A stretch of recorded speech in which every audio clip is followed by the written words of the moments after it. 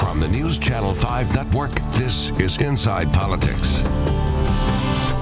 Hello, everyone. I'm News Channel 5's political analyst, Pat Nolan. Welcome to Inside Politics. The Robert Mueller Russia investigation, including President Donald Trump and his 2016 campaign for office, has been underway for well over a year now. Did it reach a defining moment this week when the president's former attorney pled guilty to federal felony charges, multiple ones, and his former campaign manager was convicted by a federal jury on 8 bank and tax fraud charges? Or is it still no collusion with Russia, no real connection to President Trump? We've asked presidential scholar and MTSU professor Dr. John Weil to join us this week on Inside Politics to talk about these issues.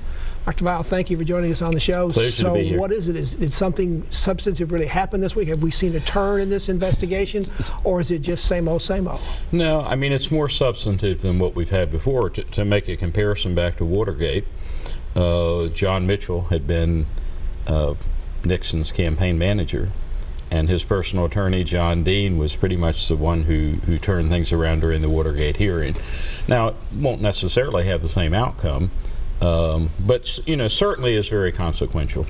With the president's attorney, Michael Cohen, he pled guilty to 2 of the charges, both of whom seem to implicate that the president told him to do this, to pay the hush money for the women who were about to go public with the fact that they'd had an affair, they said, with the president.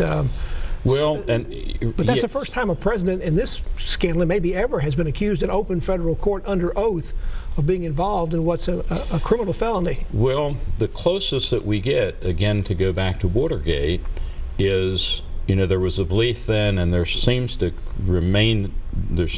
still be a Justice Department policy that you don't indict a sitting president. But Nixon was named as an unindicted co-conspirator, and you can't get much closer than his attorney. And that's basically what happened Tuesday in that court, because basically yes. he was mentioned. He as a person was mentioned, but not as a name yes. within the documents. Yes. Now, on the president's side, he said he's done nothing wrong. He said first he's given several different stories about the money that was involved, but he said that first he didn't say anything about the money. Then he said yes, he did, but only after the fact. He says now it was his own money, not the campaign's money, so therefore he doesn't see a violation. Is he right about that?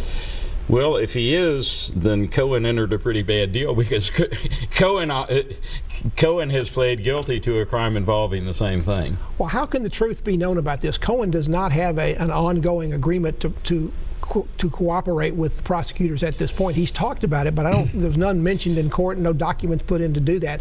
So why is he doing this? I mean, particularly if he's obviously taking a risk on his own and faces a number of years in prison right now.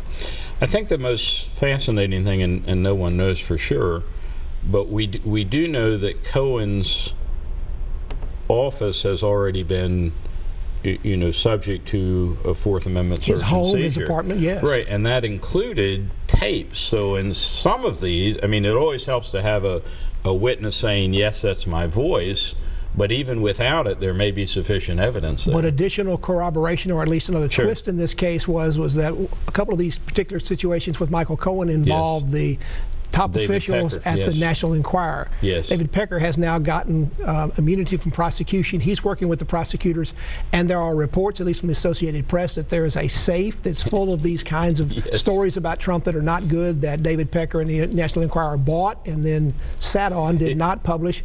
Is this Pandora's box coming to this now? Well, I mean, I try to put myself from a news perspective in it. You know, you have a major newspaper that is paying to suppress stories that would probably sell quite a few newspapers. Catch and kill, it's called. Yes. It seems very odd for a news organization to be engaging in that. Now, the other guilty, in this case, verdict came in against the president's former Paul Manafort, the president's former campaign chairman. He's been resisting this This was a fairly long trial they went through. It went quicker than they thought. It was done in about less than 3 weeks, I think. He was convicted on 8 out of 18 charges. Right. He could have been convicted on all 18. There was apparently one juror they could not convince on the other 10. He's now facing a lot of time in prison. Does this put some pressure on him to, as the president would say, flip? It does. I mean, so far he seemed, I think in the back of his mind, he is still thinking that there is a possibility for a presidential pardon. That seems to be his game. But again, you know, I don't know, loyalty goes both ways, And Trump doesn't seem to be nearly as loyal to his people sometimes as he expects them to be loyal. Well, he to has him. said very many nice things about Manafort. He has. He's talked about Manafort, he has. and particularly praised him for not flipping. Right.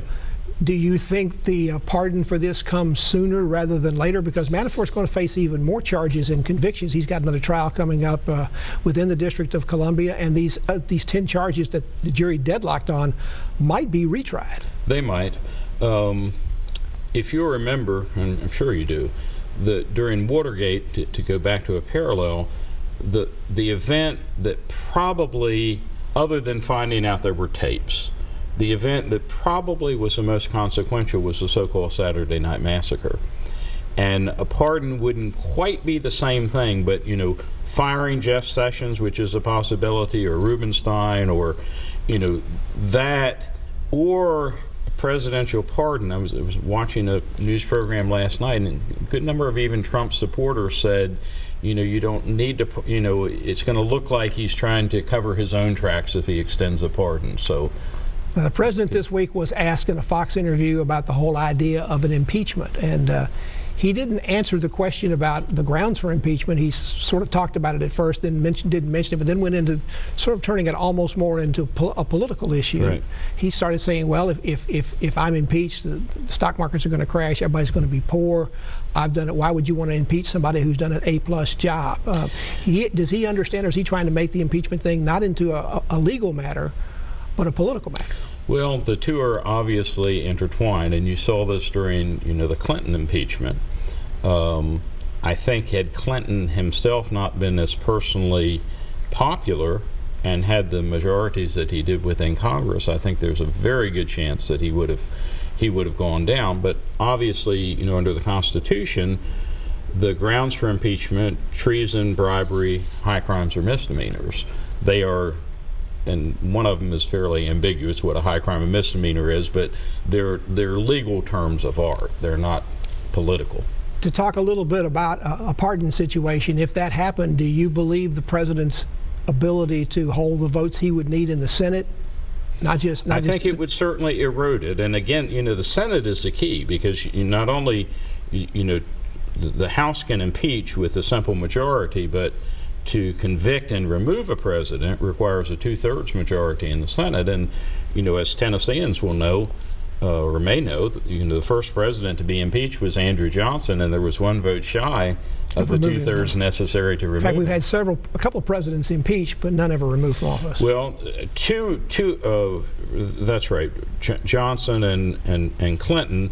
Nixon, it's hard to know. It never got there. Right. They had introduced resolutions for impeachment, but they had not had a trial or a vote. Dr. John Weil from MTSU, our presidential scholar, is talking to us about the developments in Washington surrounding the Mueller investigation. Where does it go from here? Back to continue more about that and talk some more with Dr. Weil after this break.